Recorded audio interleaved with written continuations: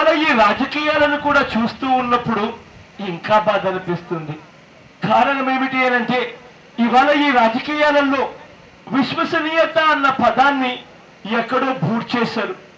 విలువలు అన్న పదానికి ఇవాళ అర్థం కూడా తెలియని పరిస్థితిలోకి ఈ రాజకీయ వ్యవస్థను తీసుకొని పోతూ ఉన్నారు. బహుశా ఈ రాష్ట్ర చరిత్రలో ఎక్కడా కూడా కని విని ఎరుగని విధంగా ఎమ్మెల్యేలు 17 మంది కుర్చీ కోసం కాదు వాళ్ళు రాజీనామా చేసింది, పదవి కోసం కాదు వాళ్ళు ఇవాళ ఎన్నికలు వచ్చే పరిస్థితిలోకి పోయింది.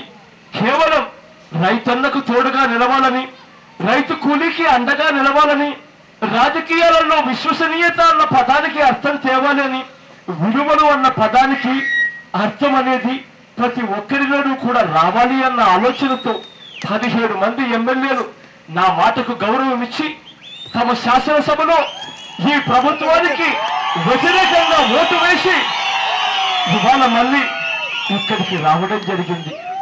ఇవాళ ఇక్కడ కూడా మీ అంతా కూడా రేపు పొద్దున జరగబోయే ఎన్నికల్లో, ఉప ఎన్నికల్లో మీ అంతా కూడా శ్రీకాంత్ను మీ ఎమ్మెల్యేగా ఇంతకు ముందు ఇచ్చిన మెజారిటీ కన్నా రెట్టింపు మెజారిటీతో గెలిపించవలసిందిగా, ఆశీర్వదించవలసిందిగా సవినయంగా చేతులు జోడించి వంచి పేరున హృదయపూర్వకంగా అర్పిస్తున్నాను.